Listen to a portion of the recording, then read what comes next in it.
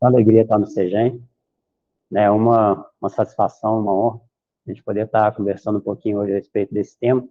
Eu acredito que para algumas pessoas gera um pouco de preocupação, um pouco de ansiedade pelo que a gente vê no mundo atualmente, mas o objetivo, a gente vai ver da conversa de hoje, é tranquilizar e poder apresentar como a doutrina vê esse tema, tanto as mudanças pelas quais a gente está passando, quanto também a nova geração.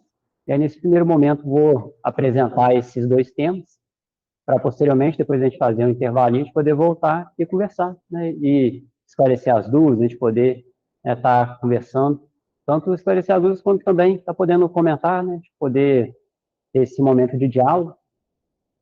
Então, nesse primeiro momento, vou dividir, né? O primeiro momento eu dividi em duas partes, né? Para a gente conversar inicialmente sobre as mudanças planetárias e depois sobre a nova geração. Então, com relação às mudanças planetárias, eu gostaria de que a gente refletisse um pouco sobre como o nosso mundo está atualmente. Então, apesar de, como Santo Agostinho fala, nós termos vasto conhecimento de como é o mundo de provas e expiações, eu trouxe um comentário dele a respeito da situação que o nosso mundo se encontra atualmente. Ele diz o seguinte: o mundo de provas e expiações, a superioridade da inteligência em grande número de seus habitantes, indica que a Terra não é um mundo primitivo, destinado à encarnação dos espíritos que acabaram de sair das mãos do Criador. As qualidades inatas que eles trazem consigo constituem a prova de que já viveram e realizaram certo progresso. Mas também os numerosos vícios a que se mostram propensos constituem um índice de grande imperfeição moral. Está no Evangelho segundo o Espiritismo, capítulo 3, item 13, né, que é a respeito das várias moradas, né?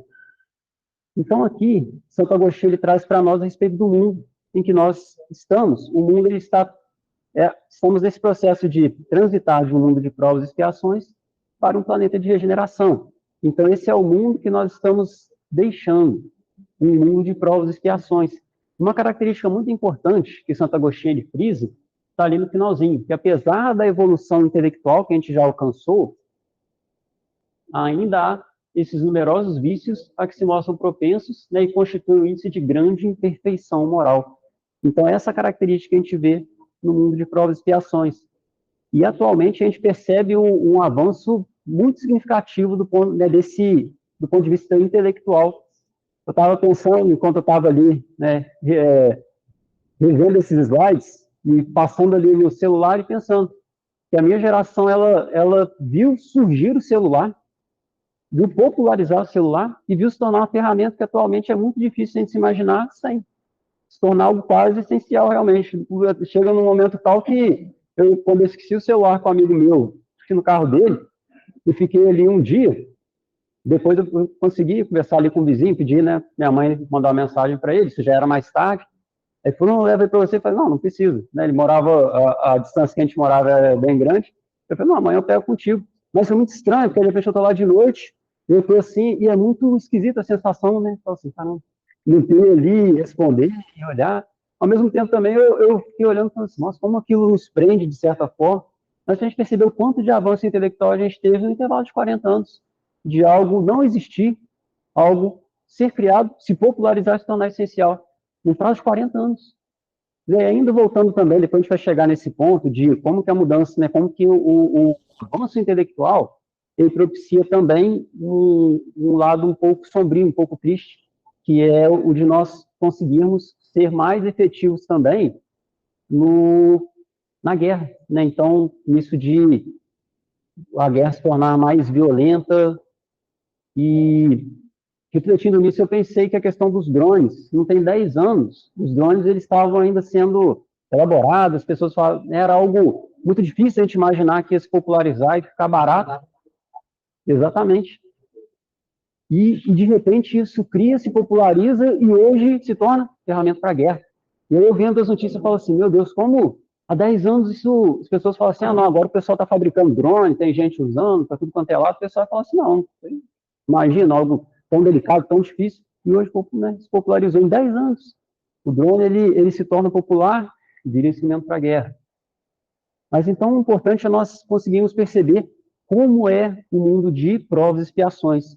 E que uma característica muito significativa dele é essa questão da pouca evolução moral. E aí eu gostaria de chamar a atenção o que Santo Agostinho fala a respeito do mundo de regeneração, ou mundos regeneradores, né, um sinônimo que ele utiliza no Evangelho segundo o Espiritismo. Neste mesmo capítulo, né, 4 itens para frente, ele vai falar um pouco a respeito do mundo de regeneração.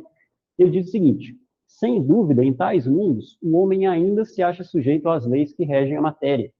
A humanidade experimenta as vossas sensações e desejos, mas liberta das paixões desordenadas de que sois escravos. Isenta do orgulho que impõe silêncio ao coração, da inveja que a tortura, do ódio que a sufoca. Em todas as frontes vê-se escrita a palavra amor. Perfeita equidade preside as relações sociais, todos reconhecem Deus e tentam caminhar para ele, cumprindo-lhe as leis. E um ponto, gente, que eu acho muito importante é esse aqui. Eu acho muito chique. Não sei tão chique usando esse negócio aqui. Quando ele fala isso aqui: a humanidade experimenta as vossas sensações e desejos, mas liberta das paixões desordenadas que sois escravos. Porque às vezes a gente entende que o mundo de regeneração é um mundo onde a gente já superou tudo que é material. E a gente entende que é um mundo muito distante. A gente fala assim: não, para a gente chegar no mundo de regeneração, isso pode gerar um certo temor de entender que nós ainda estamos muito distantes do mundo de regeneração, que se estamos nesse processo, e de repente a gente tem na nossa consciência de que o mundo de regeneração é um mundo onde as pessoas já superaram tudo que é material, nós podemos então começar a ter esse medo de se nós estaremos aptos a estar nesse mundo de regeneração. E de repente a gente fica com essa ideia de que o mundo de regeneração só comporta espíritos superiores. Kardec ele vai trazer a ideia de que não será assim. Então, o mundo de regeneração, esse é um ponto muito importante, gente. A humanidade experimenta as vossas sensações e desejos. Então, a matéria ainda será muito importante e ainda vai ter uma atuação muito importante com relação à nossa evolução. Nós não vamos triunfar sobre algo que ficou tão presente em nós por milênios e que, nesses últimos séculos, que é um esforço nosso de aprendermos a disciplinar, a utilizar de uma forma correta. Não será em 2, 3, 4 séculos que a gente vai conseguir uma transformação absoluta, de conseguirmos suprimir totalmente, ou suprimir não seria o termo adequado, mas transformar totalmente, né, o nosso desejo, as nossas aspirações. Então, ainda experimentaremos as sensações e desejos. Então, a matéria ainda vai atuar de uma forma muito significativa sobre nós. E qual que é o ponto muito importante? Mas liberta das paixões desordenadas de que sois escravos. O que significa? Essas paixões, e esse termo, Santo Agostinho foi muito feliz, que sois escravos. O que significa? De que essas paixões, então, nos controlam. Não somos nós que controlamos, elas nos controlam. Eu gosto muito de usar como exemplo a ideia do chocolate. É uma ideia simples, né, e, ao mesmo tempo, ela é bem didática. Verdade. E eu acho que, assim, do ponto de vista didático, eu acho que ilustra bem isso que a gente estava falando. Eu gosto muito de chocolate. O que acontece? Muitas pessoas elas têm a ideia de que há virtude em eu evitar comer chocolate. Eu falo assim: não, se eu gosto de chocolate, chocolate ele me traz prazer, então se eu deixo de comer chocolate, eu vou evoluir espiritualmente. É a ideia de que há uma evolução compulsória quando eu evito o prazer. Assim, bem, eu evito o prazer e eu vou evoluir nesse processo. Não, não. Se a gente for olhar ainda no Evangelho segundo o Espiritismo, está no capítulo 17, sede perfeitos, item 10, está lá no meio, segundo parágrafo. Tem a seguinte comunicação de um espírito protetor. Ele fala assim: não constitui virtude assumir de severo e lúgubre aspecto, em repelides os prazeres que a vossa condição humana vos permite. Não é virtude repelir o prazer. Então, eu deixar de comer chocolate entendendo que aquilo vai fazer com que eu evolua, não vai surtir efeito. O que muitas vezes acontece é que eu paro de comer chocolate e falo assim: não vou comer chocolate porque o chocolate é uma tentação, isso aí está me trazendo para a matéria, não vou comer. O que acontece é que eu começo a ver quem está comendo chocolate, de uma forma deliberada ou não. Aí, de repente, eu olho ali e falo assim: nossa, aquela pessoa está comendo Ferrero Rocher, mal sabe ela que ela vai para o umbral dos chocolates, que ela vai... assim, só Deus sabe quantos anos ela vai ficar no umbral dos chocolates por conta desse Ferrero Rocher. E aí eu começo a julgar as pessoas, eu falo ali: aquele ali, uma barra de chocolate, Senhor, é a tentação no formato de barra. E a gente começa a ver o mal em todos os lugares. E fala assim: nossa, um bolo de chocolate. Aí a gente se treme todo, fala assim: meu Deus, um bolo de chocolate. O que o Espiritismo e a espiritualidade nos convidam? A termos uma relação saudável. Então, com relação ao chocolate, tem dois problemas principais com relação ao chocolate. Se eu não tenho controle, e se eu não tenho controle, eu faço mal para mim mesmo. Se eu pego 10 barras e eu falo assim, não, vou pegar o meu salário todo e vou comprar de chocolate. Como professor, vai dar ali algumas caixinhas de bombom, né? Vai ser todo chocolate assim. Aí eu pego meu salário todo e compro ali algumas caixas de bombom e eu falo assim, bem, agora eu vou comprar esse chocolate aqui porque eu gosto muito de chocolate. E aí eu passo mal. E aí, de repente, qual vai ser a minha conclusão? Chocolate é uma coisa do demônio. Passei mal. Quando eu passei mal pelo abuso. Né? O demônio, na verdade, o ser, né? O ser derrotado ao mal, o ser criado para ficar perpetuamente ao mal, nós entendemos que é uma alegoria, é uma imagem. Né? Não existe esse ser. Né? O demônio seria, então, a materialização, a personificação do mal, mas o Espiritismo ele desconstrói essa ideia também. Né? Não existe o demônio, existem espíritos que estão voltados para o mal neste momento. Vão abandonar o mal, todos os espíritos vão alcançar o mesmo ponto que Jesus está, dessa perfeição relativa. Todos nós vamos chegar lá. Há espíritos que neste momento estão voltados para o mal. E paraíso e inferno é íntimo. Né? Então não existem locais circunscritos, né, de bem e mal. Como às vezes a gente tem a ideia, né, de que tirou a plaquinha do inferno, tirou o fogo, colocou lama e colocou uma plaquinha escrita em umbral. Né? A gente fala assim, bem, agora a gente só tirou as plaquinhas, tirou o fogo, colocou lama no mesmo lugar. Não, o umbral não é o inferno dos espíritos. É tanto que uma diferença fundamental é que o inferno ele é um local separado. E o umbral, os espíritos superiores, eles vão com frequência para o umbral. Para quê? Para auxiliar. Então, há esse intercâmbio. Aqueles que estão acima, eles têm condição de descer para auxiliar. Né? Então, não há uma relação do tipo umbral, inferno dos espíritos, menos ainda o nosso lar ser o paraíso. O paraíso e o inferno são íntimos. Esse é um ponto muito importante. Mas então, disso que Santo Agostinho trouxe para nós, eu gostaria de destacar principalmente isso, de entendermos que o mundo de regeneração, ele não é um mundo de espíritos superiores, que já triunfaram totalmente sobre a matéria.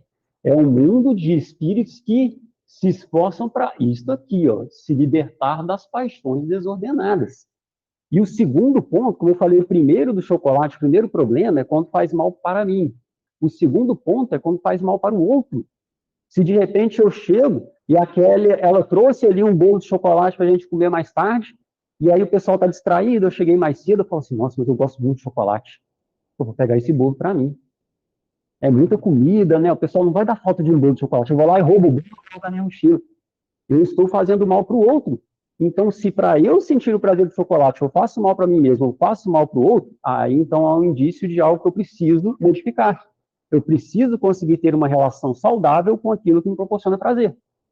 Esse é o convite da espiritualidade.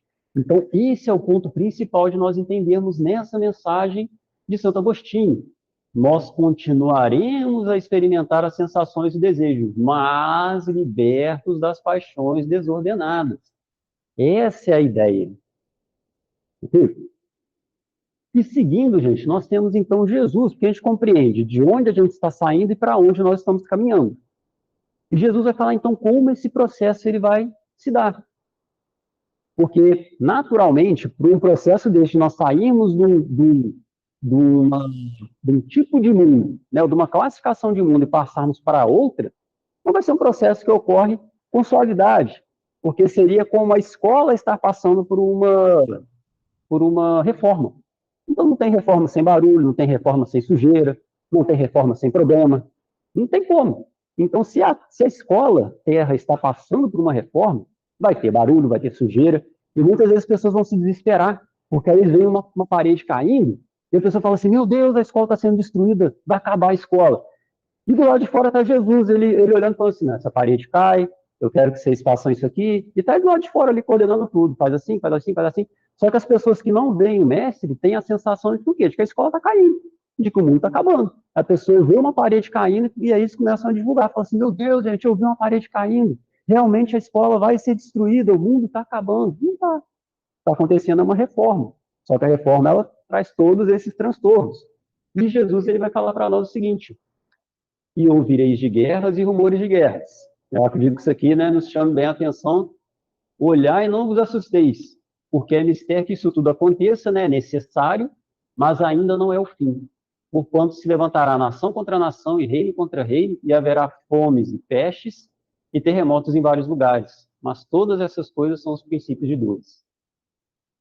Então, Jesus ele já traz um alerta para nós, de que haverá, tanto do ponto de vista social, vão ter dificuldades, vão ter perturbações, quando ele fala a respeito de guerras e rumores de guerras, e quando ele fala de que, né, para não nos assustarmos, porque isso tudo é o princípio de dores.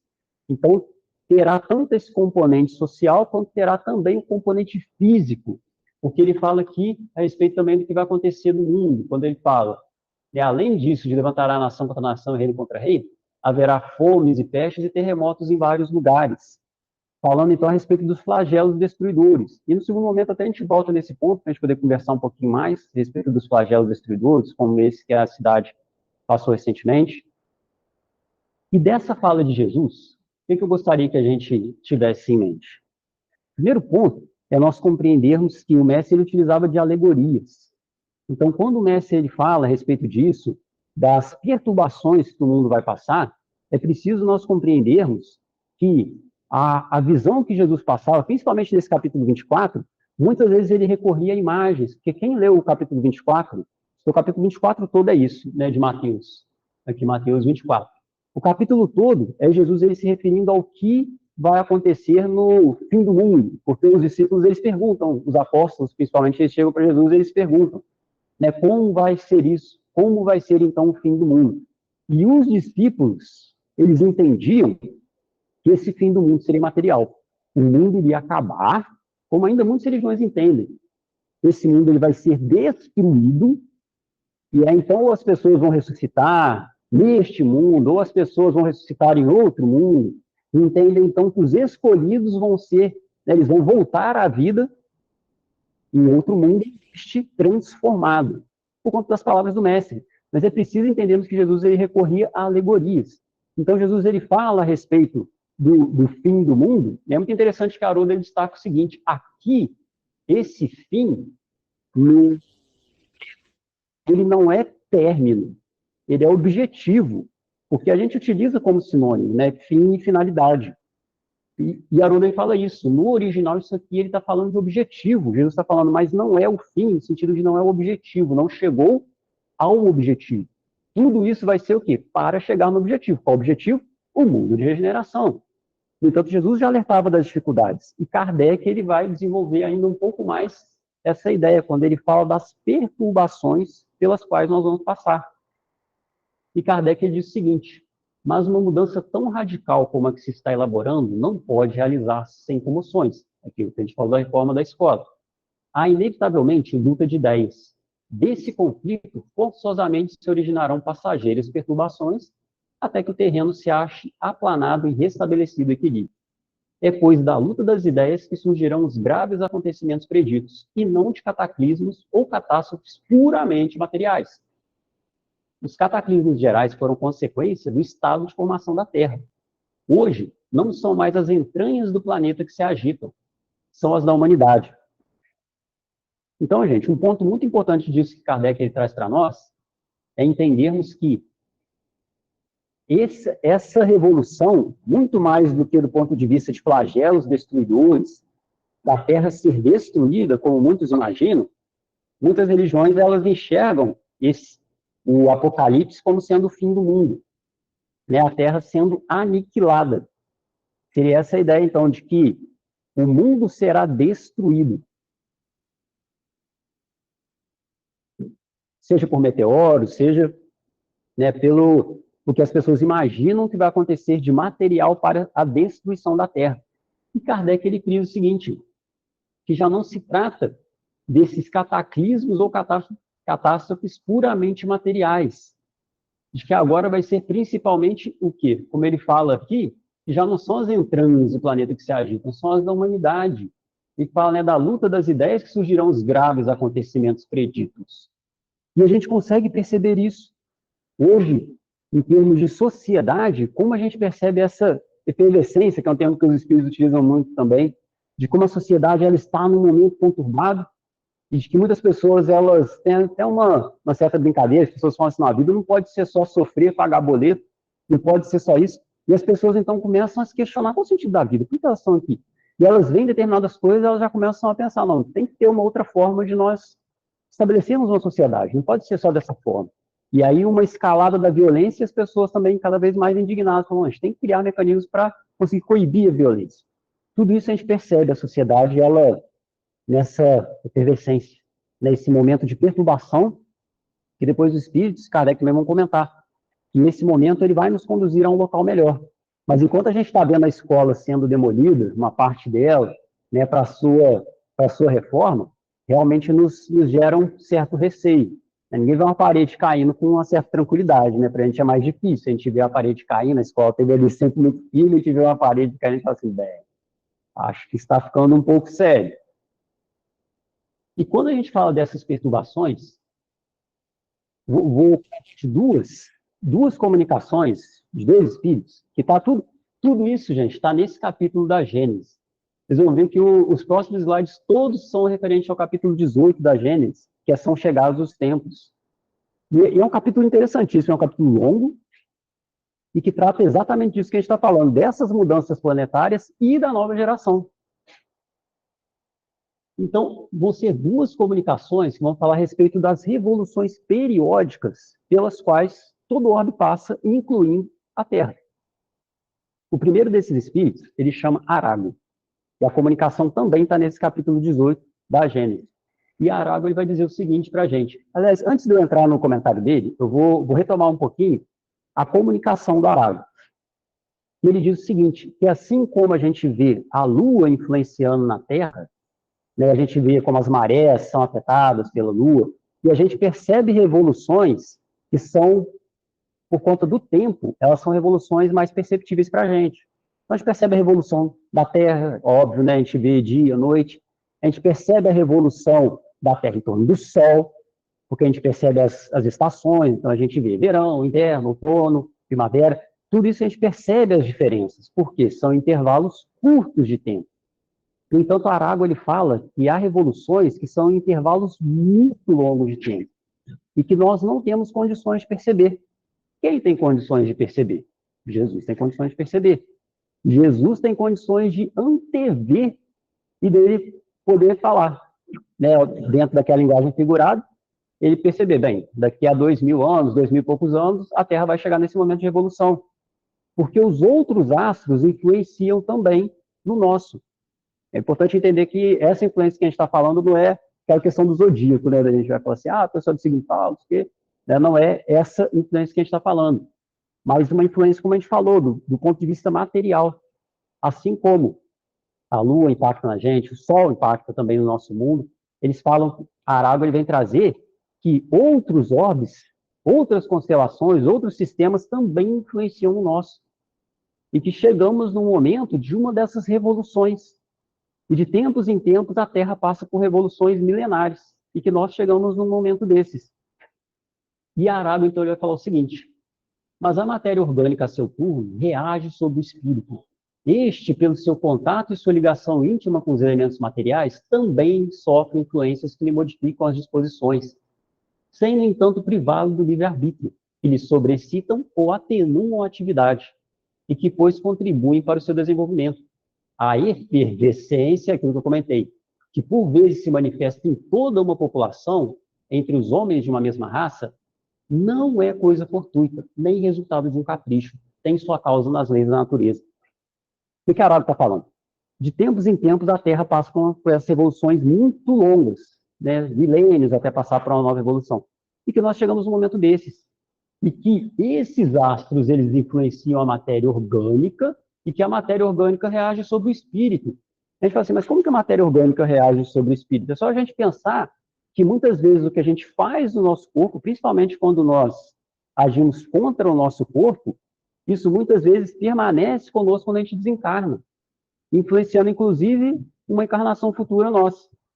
Então, se eu, por exemplo, de alguma forma agredi o meu organismo, e isso fez com que o meu perispírito tivesse algum tipo de consequência, eu posso reencarnar em uma outra vida com algum tipo de má formação, o que não significa que quem reencarna com uma má formação está espiando alguma coisa. Kardec também reforça isso no Evangelho segundo o Espiritismo, quando ele fala do bem-aventurados aflitos. A gente nunca sabe se a pessoa está passando por uma prova, por uma expiação, a gente não tem isso. Então não é possível a gente olhar uma pessoa sofrendo na rua e dali tentar remontar o que pode ter levado a esse sofrimento. A gente não consegue. Inclusive, quem tiver curiosidade no céu e inferno, tem uma comunicação na parte dos espíritos felizes. Tem uma comunicação de um espírito que ele desencarna muito jovem e ele reencarna com uma má formação muito severa, muito severa. Então ele sentia muitas dores. Mas as pessoas, elas ficavam muito surpresas porque ele tinha uma fé muito robusta. Nunca reclamava, nunca viam ele dizer, né, não tinha uma palavra negativa, nunca questionou Deus, nada. Ele tinha uma fé muito robusta e ele permanecia muito sereno. Desencarnou jovem e Kardec, então, o evoca, no caso. E, diante dessa evocação, esse espírito, ele responde, e Kardec questiona por que ele passou aquilo.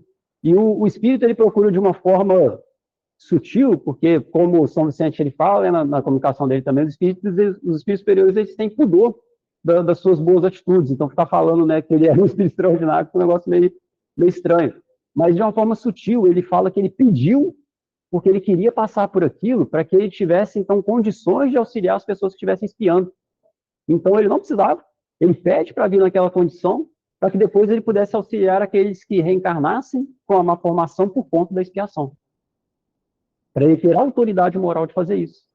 Porque quando a gente faz uma oração, a gente está passando por uma dificuldade, a gente faz uma oração, não vai chegar um espírito para acudir e falar assim, olha, eu não sei como é passar por isso não, mas mantenha a sua fé, vai dar certo. Quem acode é quem passou por coisa pior. Então, quando eu estou passando por uma dificuldade, eu faço uma oração, o espírito ele vem para me auxiliar, ele passou por uma coisa muito pior. Porque aí quando ele chega para mim e fala assim, Gabriel, calma, vai dar tudo certo, ele tem autoridade moral para falar aquilo, e eu me sinto realmente acolhido. Porque eu percebo que foi alguém que tem autoridade para falar isso. Eu sinto, é do sentimento. Né? E foi por isso que ele pediu. Então, nós compreendemos que não é possível a gente olhar uma situação e tentar remontar o que aconteceu. Ele era um espírito extraordinário e pediu passar por aquilo para poder auxiliar de uma forma mais eficaz. Exatamente. Então, essas revoluções periódicas de que Arago está falando, ele vai continuar essa ideia, como ele falou a respeito disso, de que a matéria orgânica, a seu turno, reage sobre o espírito, e que isso faz surgir, então, esse tipo de efervescência na sociedade. E ele continua falando o seguinte, essa efervescência, inconsciente a princípio, não passando de vago desejo de aspiração indefinida por alguma coisa melhor, de certa necessidade de mudança, traduz-se por uma surda agitação, depois por atos que levam às revoluções sociais, que acreditai também tem a sua periodicidade, como as revoluções físicas, pois que tudo se encadeia. Se não tivesseis a visão espiritual limitada pelo véu da matéria, veríeis as correntes fluídicas que, como milhares de fios condutores, ligam as coisas do mundo espiritual às do mundo material, né, a comunicação de Arago. Então, o que Arago está falando? Nós chegamos no momento desses de revolução, e assim como esses orbes influenciam na matéria, isso faz com que a matéria também repercute em nós espiritualmente, e isso propicia essa revolução. E a gente consegue perceber, então, esse momento que nós estamos, de efervescência das pessoas, como ele fala que as pessoas não conseguem, aspiração indefinida para alguma coisa melhor. Ninguém sabe exatamente o que quer, mas quer sair desse estado de coisas. As pessoas sentem assim, não, isso aqui está ruim. As pessoas falam assim, mas então o que a gente faz? O que é melhor? Eu falo, não sei, mas está ruim, a gente quer sair do negócio ruim, eu sei que está ruim. À medida que esse processo vai caminhando, a gente consegue perceber, então, o que é o bom. A gente vai chegar nesse ponto também. Mas para a sociedade como um todo, fica esse sentimento de que tá ruim. Né? Essa efervescência, a sociedade toda está, olha, não está bom, não está ruim, a gente quer mudar. Como a coisa está, não está legal. Isso agora está em toda a sociedade. E outra comunicação, o outro espírito, ele chama Dr. Barry, a comunicação dele também vem nesse sentido, complementando a ideia do Arago. E ele diz, a agitação dos encarnados e desencarnados se juntam às vezes e frequentemente mesmo, já que tudo se conjuga em a natureza, às perturbações dos elementos físicos. Dá-se, então, durante algum tempo, verdadeira confusão geral, mas que passa como furacão, após o qual o céu volta a estar sereno e a humanidade, reconstituída sobre novas bases e imbuída de novas ideias, começa a percorrer nova etapa de progresso. E a gente consegue entender por que Jesus falava, então, de que esses flagelos destruidores viriam com mais frequência.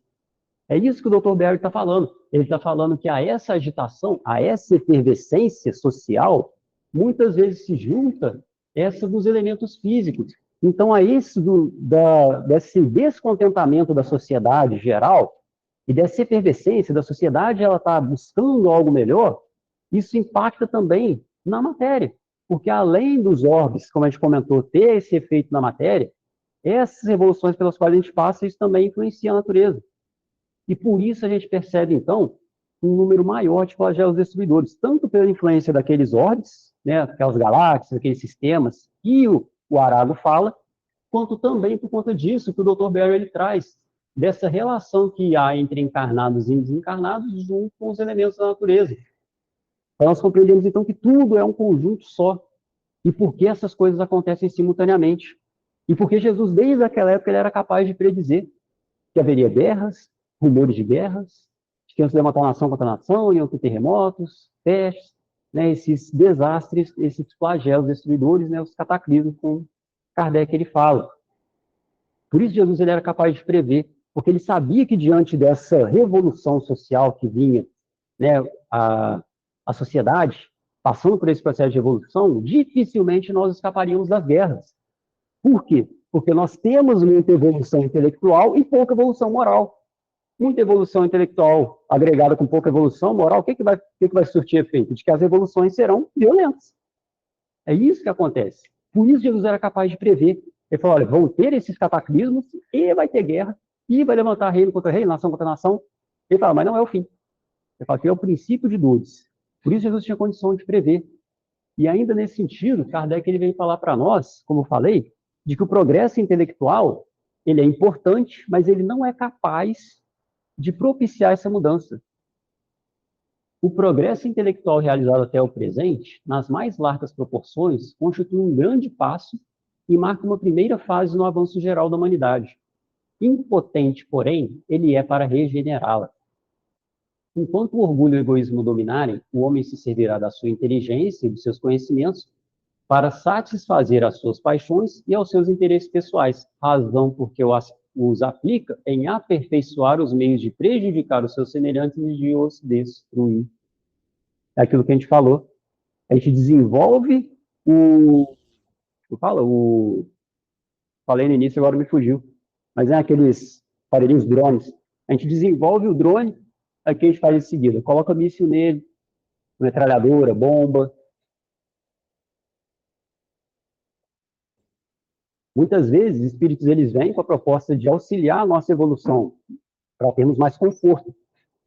No entanto, há aqueles que utilizam de uma forma equivocada isso que vem para nós como um processo de evolução. E, de repente, o drone ele vem para nos auxiliar a conseguir, né, uma locomoção mais rápida, mais fácil de pequenos objetos. E aí, por conta disso, do orgulho e do egoísmo, como ele fala aqui, Kardec, por conta disso, então, nós, enquanto sociedade, utilizamos de uma maneira equivocada. Então, a inteligência, esse progresso intelectual, ele é impotente para regenerar a sociedade. Esse é o primeiro ponto que nós entendemos, que para a gente é óbvio, mas para muitas pessoas talvez não fique tão claro. Uma conhecida, ela falou uma vez, pelo que eu entendi, na crença dela, quando nós passássemos para um mundo de regeneração, viriam, né, irmãos nossos de outros planetas, nos visitariam para nos auxiliar a modificarmos a nossa sociedade, a estrutura da nossa sociedade. Eles iriam trazer as curas para as nossas doenças, iam trazer uma série de avanços. Aí eu ouvi aquilo, né, tenho profundo respeito por ela, eu só silenciei. Posteriormente, se ela der uma abertura, porque ela não perguntou a minha opinião. Não estava assim, não, eu entendo assim, assim, assim, ela estava me falando nada dela, eu fiquei quieto. Se ela futuramente, né, der abertura para eu comentar, mas entendendo o quê? Nós já temos muito progresso intelectual, não precisa do ET ele vir nos auxiliar para a gente evoluir mais ainda intelectualmente, está faltando é progresso moral. A gente não precisa do ET vir aqui e não, agora faz assim, faz assado, e agora a gente vai revolucionar a saúde, vai revolucionar a medicina, né? E não, a gente precisa evoluir moralmente. Então, assim, o ET, ele talvez ele nos auxiliasse a criar bombas mais perfeitas, no fim das contas, de pegar aquela tecnologia e falar assim, pô, tecnologia é muito interessante, a gente consegue fazer uma bomba mais aprimorada com isso, e falar, não, cara, isso aí é para vocês se melhorarem, é para fazer bomba. Então, a gente chegou num progresso intelectual muito grande, a gente precisa do progresso moral. E ainda seguindo essa ideia do progresso moral, um ponto que é muito importante, que a gente pode falar, mas já tiveram pessoas que nos auxiliaram nesse progresso moral. Jesus, com frequência, ele enviou espíritos aqui na Terra com esse propósito. Quando a gente pensa em Chico Xavier, a gente pensa em Divaldo, e aí também voltando um pouco mais, né, em irmãos nossos de outras religiões que também tiveram impacto significativo na Terra, quando a gente pensa em Francisco de Assis, a gente falando de Sante Paulo, né, agora há pouco, todos esses, né, Sante Paulo, que inclusive tem também suas comunicações no Evangelho segundo o Espiritismo. Então, Kardec traz para nós o seguinte: falta, porém, a essas reformas uma base que permita se desenvolvam, completem e consolidem. Falta uma predisposição moral mais generalizada. Isso aqui é um ponto muito importante, para fazer que elas frutifiquem, que as massas as acolham. Ainda há aí um sinal característico da época, porque é o prelúdio do que se efetuará em mais larga escala, a proporção que o terreno se for tornando mais favorável. Pensando no seguinte: no momento que a gente está, eu acho que em nenhum outro momento foi tão fácil as pessoas terem acesso à sensação, a conseguirem entrar em contato com o outro apenas para satisfazer uma necessidade e depois se desligar. Se desligar. Né? A ideia acha que se desliga, mas na verdade não existe, né? A gente não desliga da pessoa. Tudo aquilo que a gente liga, se a gente liga mal feito, a gente vai ter que refazer. Né? Todo elo mal feito é necessário que a gente refaça em algum momento. Então, eu acho que é um momento que é muito fácil que a gente chega lá no celular e vai, arrasta para o lado quem a gente acha interessante, aí a gente dá um match lá, encontra com a pessoa, aquele momento depois, e nunca as pessoas se sentiram tão fortes. A gente está ali ligado no celular, e um curte, né, e um vê e tal, e dá um joinha, dá um coraçãozinho, e aí no fim das contas a gente chega, a tela fica escura, coloca o celular lá e a pessoa está sozinha. Então, assim, as pessoas se sentem sós e elas percebem que isso não as supre.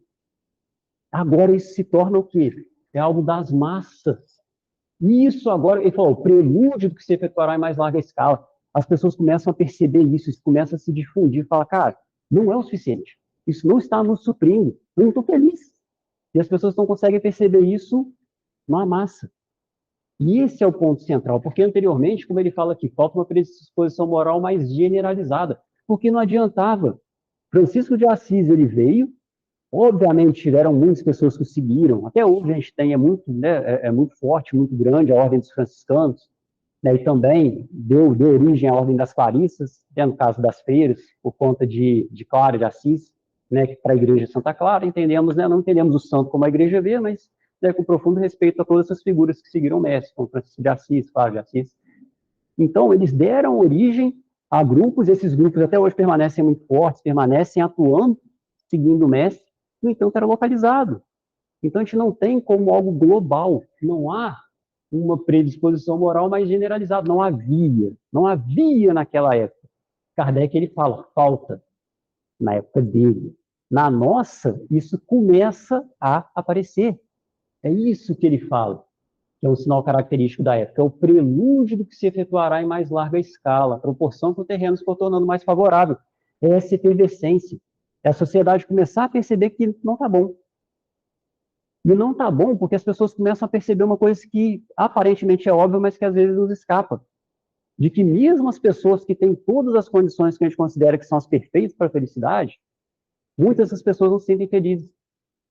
As pessoas, né, a gente pega artistas de repente que são jovens, ricos, famosos, bonitos, têm acesso a tudo que o mundo pode oferecer, e não se sentem felizes, e recorrem às drogas porque não se sentem felizes, não veem propósito na vida.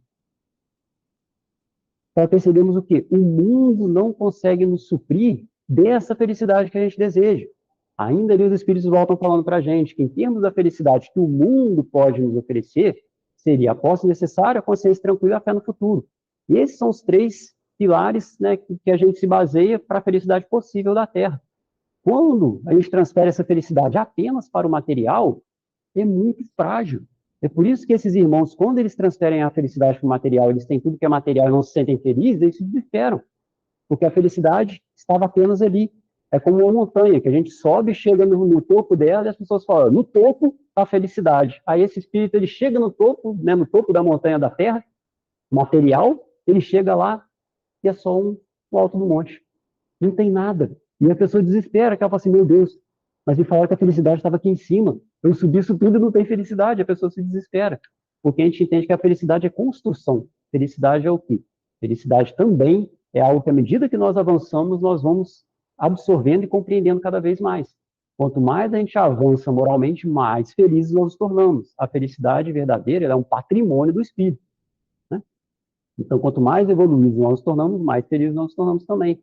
Não há uma ligação direta com a matéria, a não ser com relação necessária. Porque se nos falta o necessário, obviamente isso compromete o nosso, né, a nossa condição de caminhar aqui na Terra com dignidade. Ainda seguindo isso, a gente tem o seguinte, quando a gente compreende, então, a necessidade disso ser mais generalizado para as massas, Kardec vem trazer, então, algumas características dessa revolução, de como ela vai se dar. E ele vai falar para a gente a respeito da fraternidade e a fé. A fraternidade será a pedra angular da nova ordem social. Mas não há fraternidade real, sólida e efetiva, senão assente em base inabalável. E essa base é a fé. Não a fé em tais ou tais dogmas particulares, que mudam com os tempos e os povos e que mutuamente se apedrejam, porquanto anatematizando-se uns aos outros, alimentam o antagonismo. Mas a fé nos princípios fundamentais que toda a gente pode aceitar e aceitará. Deus, a alma, o futuro, o progresso individual indefinido, a perpetuidade das relações entre os seres. O que Kardec está falando, nós até utilizamos, né, também de Kardec, uma frase que ele diz o seguinte, que o Espiritismo não é a religião do futuro, ela é o futuro das religiões. E outras pessoas podem entender que a gente é muito pretensioso quando a gente fala isso. Entanto, não é no sentido da pretensão. É no sentido de compreendermos que aquilo que o Espiritismo ele traz, na sua base, isso vai passar a fazer parte das demais religiões também, para nós podermos compreender de uma forma mais prática. Uma das coisas que a gente defende é que a salvação ela não depende de qual religião a pessoa tem. A gente fala que fora da caridade não há salvação, e não fora do Espiritismo. Até porque o próprio Kardec ele fala que se fosse fora do Espiritismo não há salvação, isso já deixaria ele desconfortável, com a ideia de que a salvação está aqui, dentro dessas quatro paredes. Então, quem não está no centro está condenado. À medida que nós avançarmos e que essa fé que o Kardec ele fala se tornar mais generalizada, nós vamos entender o quê? Que a salvação ela está em todos os lugares. Todas as pessoas que elas abraçam bem, elas estão caminhando para a salvação. De que essa salvação ela não está atrelada a qual culto que a pessoa ela professa. Se ela se diz da religião A, B ou C, não depende disso a salvação. Essa ideia de que Deus ele é Pai de todos nós. Esse é um ponto. E isso vai se generalizar. Assim como isso é comum para nós dentro do Espiritismo, nas demais religiões isso vai se tornar comum também. Vai se tornar mais generalizado. Outro ponto que Kardec ele fala, a alma, o futuro, o progresso individual indefinido, né, a perpetuidade das relações entre os seres. Tudo isso vai se tornar mais comum.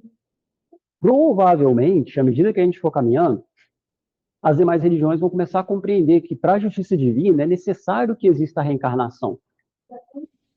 Sim, exatamente. Então a gente percebe que é muito interessante que a gente vê no censo o número de espíritas. Aí tem lá um tanto. Aí depois a gente vê o mesmo censo, o número de pessoas que acreditam em reencarnação. Aquele número aumenta pra caramba.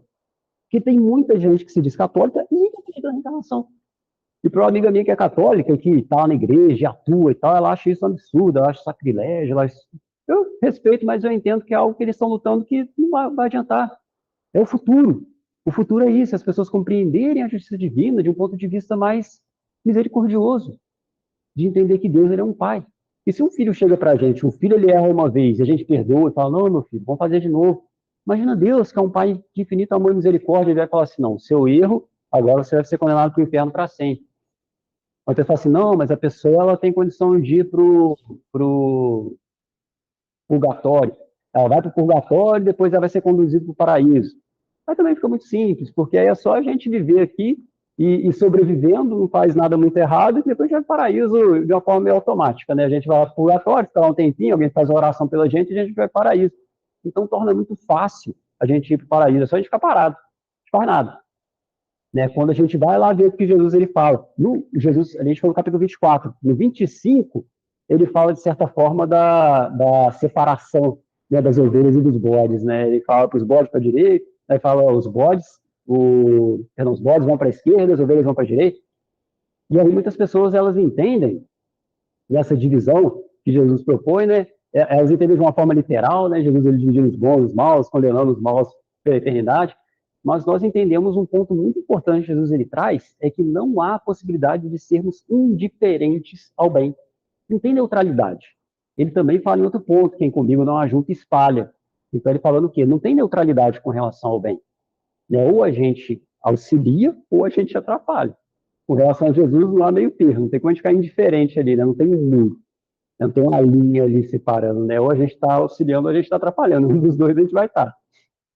Então, Jesus, quando ele fala dessa separação, ele deixa muito claro que aqueles que ele considera que são as ovelhas, que ele fala passar à direita, ele fala, quando eu tive fome, me deram de comer, quando eu tive sede, me deram de beber, eu estava nu e me vestiu, eu tive na prisão, me foram ver. Esse é um ponto muito importante, que às vezes a gente fala assim, não, o pessoal da prisão, tudo errado, tudo condenado, tá lá. Capítulo 25 de Mateus, Jesus ele fala, eu tive na prisão e me foram ver. Tive no hospital e foram me visitar. Tudo isso ele fala. E aí eles questionam Jesus e falam, Senhor, mas quando que a gente te viu nessa situação e te serviu?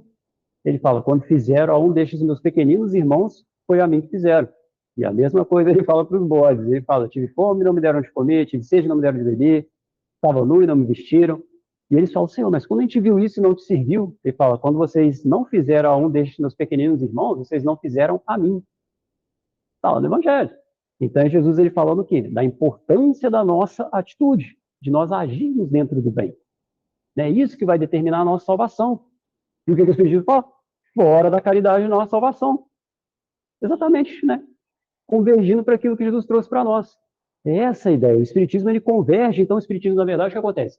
Ele antecede isso aqui, porque essa ideia que nós temos de uma justiça que está mais atrelada à misericórdia do que à vingança, uma justiça de um Deus que ele é mais um pai que nos acode, nos instrui, do que um Deus que pune, que lança filhos no inferno, tudo isso é a visão que no futuro vai ser generalizada e que o Espiritismo ele antecedeu. Por isso ele fala, né, de que ele não será a religião do futuro, mas o futuro das religiões. Esses conceitos que nós temos no Espiritismo, eles vão se difundir nas demais religiões também. E aí a gente a último slide desse primeiro tópico, a gente tem o seguinte, a obra da nova geração. Porque agora Kardec ele vai falar, então, a respeito de quem vai ser responsável por fazer isso. Porque alguém vai ter que fazer isso, alguém vai ter que fazer isso que Kardec falou. E ele vai dizer o seguinte, é a meta para que tende, evidentemente, a humanidade. Esse é o objeto de suas aspirações, de seus desejos, sem que, entretanto, ela perceba claramente por que meio as há de realizar. Aquilo que a gente falou, as pessoas desejam algo melhor. Como? Ninguém sabe. As pessoas não sabem, né? A sociedade está naquele momento, que é a efervescência, ninguém sabe como fazer, o que fazer. Ensaia, tateia, mas é detida por muitas resistências ativas ou pela força de inércia dos preconceitos, das crenças estacionárias e refratárias ao progresso. Faz-se-lhe mister vencer tais resistências e essa será a obra da nova geração. Quem acompanhar o curso atual das coisas reconhecerá que tudo parece predestinado a lhe abrir caminho. Ela terá por si a dupla força do número e das ideias, e de acréscimo a experiência do passado. Então veja que interessante. Kardec ele fala que cabe à nova geração concluir esse processo. Nós percebemos tudo isso que Kardec ele falou como algo do futuro. Para nós é o presente. Tudo isso que Kardec ele fala, ensaia, tateia, mas é detido por muitas resistências ativas, ou pela força de inércia dos preconceitos, das crenças estacionárias, refratárias ao progresso. Tudo isso que Kardec ele fala, a gente vê hoje. Como tem muitas pessoas que resistem, as pessoas querem uma condição mais digna de vida. E muitos resistem quem? Aqueles que detêm o capital, aqueles que detêm o poder, aqueles que detêm o dinheiro. Muitos eles evitam que essas revoluções aconteçam porque eles têm interesse de que as pessoas continuem daquela maneira. Eles ganham muito, eles continuam centralizando muito poder e muito dinheiro neles. Então, eles não têm interesse que essas revoluções aconteçam. No entanto, eles não conseguem deter. Não é algo que eles têm o poder de deter. À medida que isso vai se tornando global, é aquilo que o Kardec falou, quando essa revolução ela alcança as massas, não tem como essas pessoas deterem. Sejam 10, sejam 100, sejam 1000. Perante a humanidade, então é nada. É nada. Então a humanidade ela vai se transformar. E aí Kardec vai falar para nós a respeito da nova geração. Porque compreendido isso, esse processo que a Terra vai passar, de mundo de provas e expiações que a gente falou lá no início, para um planeta de regeneração, vamos entender então quem é essa nova geração que vai ser responsável por concluir esse processo. Kardec vai falar o seguinte: o primeiro ponto é a volta dos espíritos adiantados. Kardec ele diz: tudo, pois, se processará exteriormente, depois eu explicar exteriormente o que ele fala, como só é acontecer, com a única, mas capital diferença de que uma parte dos espíritos que encarnavam na Terra, aí não mais tornarão a encarnar. Em cada criança que nascer, em vez de um espírito atrasado e inclinado ao mal, que antes dela encarnaria, virá um espírito mais adiantado e propenso ao bem. Então veja que interessante. Quando ele fala aqui, acho que comentar isso se processará exteriormente, antes ele fala que isso não vai acontecer a partir de cataclismos. Então a Terra não vai ser destruída. Então quando ele fala esse exteriormente é no sentido de nós enquanto a população da Terra, que seria exterior ao orbe, né, à matéria, né, a Terra enquanto mundo. Exterior nesse sentido, né, que é exterior ao mundo, somos nós, né, a sua população. Então vai acontecer exteriormente, não vai acontecer através desses cataclismos, né, algo de dentro da Terra, né, é exterior a ela. E ele fala o seguinte: uma parte desses espíritos que encarnavam na Terra aí não mais tornarão a encarnar. E esse é um ponto muito importante. A gente vai entender que Jesus ele falou o seguinte, que quando ele estava falando a respeito disso, desse processo que o mundo ia passar, ele falou que aquela geração não ia passar sem ver isso acontecer. O que os apóstolos, os discípulos entenderam? Que eles iam ver o fim do mundo. Tanto que a gente consegue entender Paulo. Paulo, ele vira nas suas cartas e fala assim, gente, então faz o máximo que vocês conseguirem, porque o mundo está acabando. Ele fala mais ou menos com esse sentido, não com essas palavras, mas é esse sentido que ele fala nas cartas dele. Ele dá uma entender assim, não, gente, para tudo que vocês estão fazendo, segue Jesus o melhor que vocês conseguirem, porque o mundo está acabando, o mundo vai acabar. Ele entendeu que Jesus está falando daquela geração, do físico, do corpo, e ele não estava falando de corpo, ele está falando de espíritos, da população da Terra. A população da Terra ia ver isso tudo acontecer. No entanto, ele também falou que uma parte dessa população iria ser levada embora da Terra. Quando ele fala da separação dos justos e injustos, ele fala, bem, alguns não serão mais dignos de permanecer aqui. O próprio Cristo falou isso também. E é isso que Kardec fala, que alguns já não vão mais encarnar aqui na Terra. E seguindo, Kardec ele fala das características, então, desses espíritos adiantados que vão reencarnar no nosso globo. Cabendo-lhe fundar a era do progresso moral, a nova geração se distingue por inteligência e razão geralmente precoces, juntas ao sentimento inato do bem e a crenças espiritualistas, o que constitui sinal indubitável de certo grau de adiantamento anterior. Não se comporá, isso aqui é muito importante, gente, não se comporá exclusivamente de espíritos eminentemente superiores, mas dos que já tendo progredido, se acham predispostos a assimilar todas as ideias progressistas e aptos a secundar o movimento de regeneração. Espírito superior, que já alcançou um estágio onde ele já não pensa mais no mal, já não deseja o mal, e esses espíritos eles estão em condições de ser o quê? De serem os nossos espíritos protetores. Então, cada um de nós tem um espírito protetor, que é um espírito superior, e que nos guia com segurança. Não vai chegar a gente fazer uma prece e vai nos responder de um jeito equivocado. Falar, Gabriel, eu acho que você devia fazer isso. Eu vou lá e falo assim, recomendei mal, Gabriel. Não, o espírito superior, ele já tem a compreensão do bem, ele consegue entender e executar o bem. Não é um espírito perfeito, dentro dessa perfeição relativa, como é Jesus. Mas são espíritos que estão em condições de nos guiar. Não é esse tipo de espírito que vai estar reencarnando aqui na nova geração. Quem que é a nova geração? Espíritos da Terra que avançaram muito. Alguns já poderiam estar em outros mundos. Muitos não quiseram ir para outros mundos. Por quê? Tem corações queridos aqui na Terra. Não queriam sair e deixar pessoas queridas aqui. Queriam continuar. A gente tem um exemplo disso quem? Bezerra de Menezes.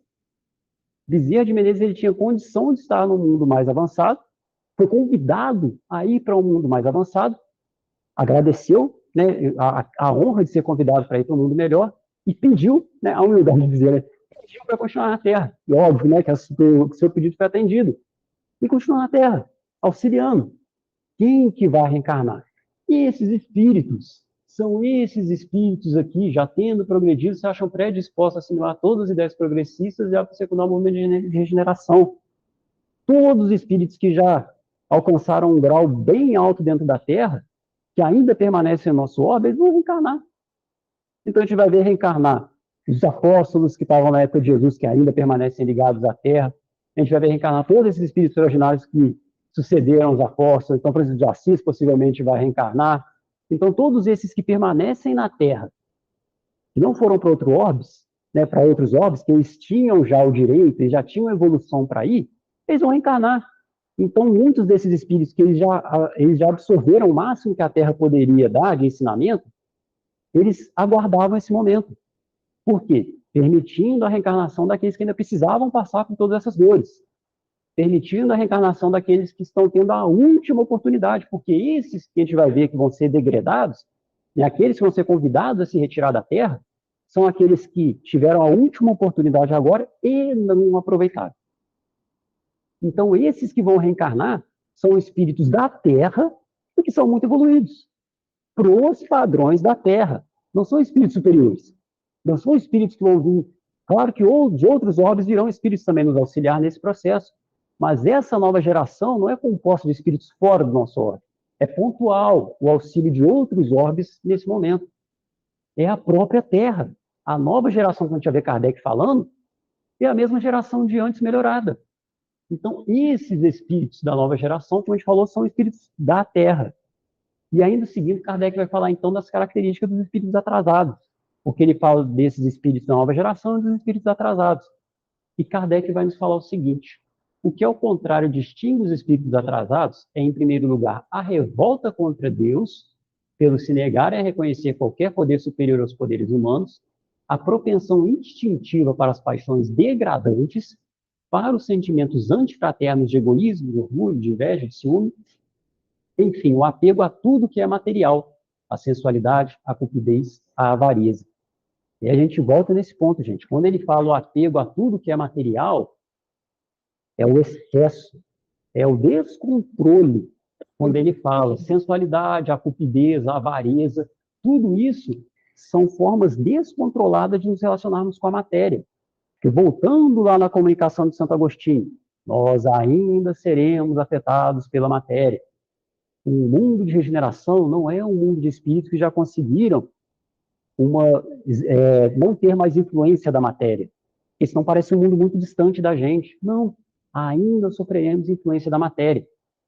Qual que é a característica principal que Kardec ele destaca?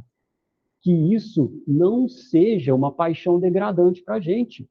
Para nós compreendermos, então, o que nos compete fazer e qual o gênero de espírito que vai ser convidado a se retirar da Terra. Porque aí, então, Kardec ele vai comentar quem será degradado, quem será convidado a ir para outro plano. E Kardec ele diz o seguinte: não se deve entender que, por meio dessa emigração de espíritos, sejam expulsos da Terra e relegados para mundos inferiores todos os espíritos retardatários. Muitos, ao contrário, aí voltarão, porquanto muitos há que o são, porque cederam ao arrastamento das circunstâncias do exemplo. Nesses, a casca é pior do que o cerne. Uma vez subtraídos à influência da matéria e dos prejuízos do mundo corporal, eles, em sua maioria, verão as coisas de maneira inteiramente diversa daquela porque as viam quando em vida, conforme os múltiplos casos que conhecemos.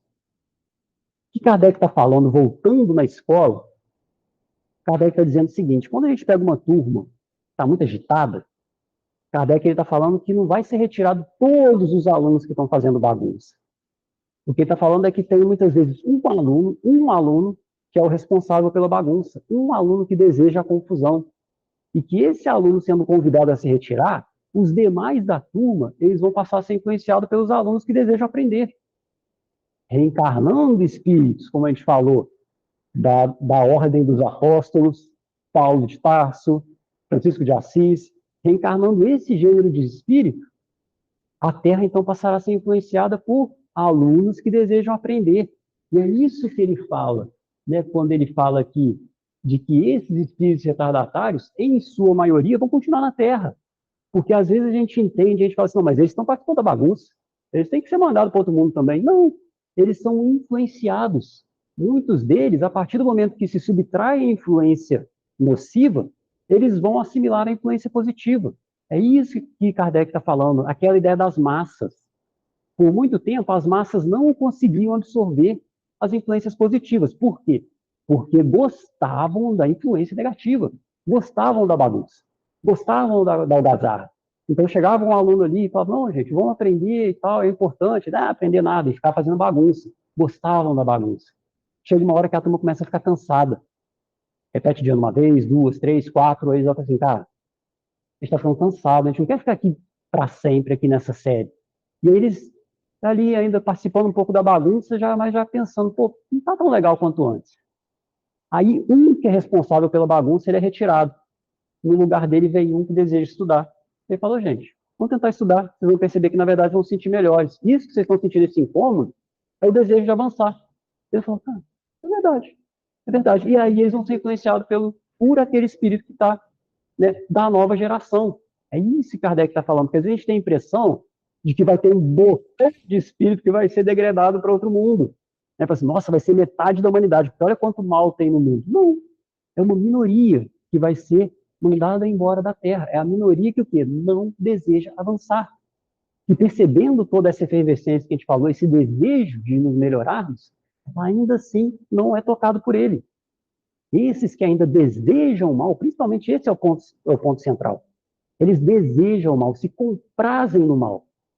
Esses vão ser convidados a ir para outro mundo. E a lógica, se eu me identifico com a violência, se eu sinto prazer na violência, eu vou ser levado para um mundo onde isso é útil. Um mundo onde eu vou fazer o quê? Eu vou utilizar a violência para eu sobreviver, eu vou utilizar a violência para me alimentar, eu vou caçar, eu vou usar a violência para eu não morrer, porque é um semelhante, não existe diálogo, o diálogo é o TACAP. Aí eu vou usar a violência para sobreviver. É o que eu gosto. Eu vou para um mundo onde eu vou fazer o que eu gosto, utilizar a violência. Mas aí o que acontece? Isso vai me cansar. Um dia isso vai me cansar. Eu vou ficar ali na violência, violência, violência, e falar, caramba, tá muito ruim. Tá muito ruim. E aí eu vou desejar modificar. Eu auxilio aquele mundo a avançar. O que eu vou fazer? Eu vou descobrir o fogo, vou descobrir a roda. Eu auxilio na evolução daquele mundo e evoluo também ao mesmo tempo. E aí a gente chega num outro ponto também, depois no segundo momento a gente vai comentar um pouco melhor, das partidas coletivas. Esses grandes cataclismos, desastres naturais. E Kardec vai apresentar para a gente uma outra face também da utilidade disso. Que ele vai falar, as grandes partidas coletivas, entretanto, não têm por único fim ativar as saídas. Tem igualmente o de transformar mais rapidamente o espírito da massa, livrando-o das más influências e de dar maior ascendente às ideias novas. Por estarem muitos, apesar de suas imperfeições, maduros para a transformação, é que muitos partem, a fim de apenas se retemperarem em fonte mais pura. Enquanto se conservassem no mesmo meio e sob as mesmas influências, persistiriam nas suas opiniões e nas suas maneiras de apreciar as coisas. Uma estada no mundo dos espíritos bastará para lhes descerrar os olhos, por isso que aí veem o que não podiam ver na Terra. Voltando na escola, o que Kardec está falando é o seguinte, tem uma turma, alguns alunos ali desejam aprender e tem muitos fazendo bagunça. Pegam essa turma, retiram da escola, aqueles que realmente não desejam aprender e estão ali fazendo algazarra são conduzidos para outra escola, e aqueles que apenas eram influenciados, é conversado com eles, fala, olha, modifica a sua atitude, etc, etc, etc. Eles voltam depois para a escola com outro olhar. Eles falam assim, pô, realmente, a gente tem que aprender e tal. Aí eles já chegam na escola, eles já voltam com outro olhar. É isso que Kardec está falando. E essas partidas coletivas permitem que isso aconteça mais facilmente. Retira uma grande quantidade de espíritos, subtrai a influência daqueles que são, que no momento ainda se comprazem no mal, E aí, no plano espiritual, eles voltam a conversar e falam, realmente, não, agora a gente né, não estava legal, a gente atrapalhou na aula, desculpa, a gente vai modificar, a gente agora vai fazer certinho. E reencarna. E reencarna, e aí sofrendo influência de quem? Daqueles da nova geração, para se modificarem. E aí, por fim, para a gente terminar esse primeiro momento, a regeneração da humanidade. Porque isso é muito importante. Quando a gente fala de um mundo de regeneração, fica parecendo que a gente tem que fazer algo muito grandioso. Assim, nossa, a gente vai ter que se transformar totalmente, a gente vai ter que se tornar um espírito puro em 100 anos. Kardec diz o seguinte, a regeneração da humanidade, portanto, não exige absolutamente a renovação integral dos espíritos. Basta uma modificação em suas disposições morais. Essa modificação se opera em todos quantos lhes estão predispostos, desde que sejam subtraídos da influência perniciosa do mundo. Assim, nem sempre os que voltam são outros espíritos. São com frequência os mesmos espíritos, mas pensando e sentindo de outra maneira. Então, o que Kardec está falando para nós? Nós seremos influenciados por espíritos muito superiores a gente, mas que ainda permanecem, são ainda ligados à Terra, não são espíritos fora da Terra. Ainda seremos nós aqueles que auxiliaremos nesse processo de renovação no mundo. Então, não é necessário uma transformação moral gigantesca, senão fica parecendo que a gente tem que fazer um trabalho muito grande para permanecer na Terra, o que não significa que a gente não tem que fazer o nosso trabalho, mas significa, para nos tranquilizar, isso que Kardec falou, não é uma renovação integral dos espíritos, a gente vai ter que modificar totalmente aqueles que pertencem à Terra, ou nos modificarmos totalmente. Basta uma modificação em suas disposições morais. Ou seja, basta o nosso desejo de estarmos na escola estudando. Aqueles que repetem não vão ser desligados da escola. Porque às vezes a gente vai virar e falar assim, Gabriel, mas tem uma coisa que eu tenho muita dificuldade. Eu tento, não consigo, eu tento, não consigo. Algo que eu caio com frequência. Isso é repetidiano. Os alunos que repetem não vão ser desligados da escola. Eles vão ser auxiliados por alunos melhores. A gente vai estar numa classe com um aluno muito melhor que a gente, mais inteligente, e fala assim, não, Gabriel, aqui que você está errando. Faz assim, assim, assim, assado. E aí ele vai me auxiliar a passar de ano. Quem vai ser desligado da escola é quem não deseja estudar. Então não se trata de nós repetirmos de ano, termos dificuldade, vai falar assim, nossa, que eu não vou aprender nunca. Virão outros nos auxiliar nesse processo. A gente não vai estar sozinho para regenerar este mundo. O mais importante é o nosso desejo de nos modificarmos, de nos melhorarmos. Mas para que a gente tenha essa serenidade. Não vai ser uma transformação gigantesca que a gente tem que fazer dentro de nós para sermos dignos de permanecermos no mundo de regeneração.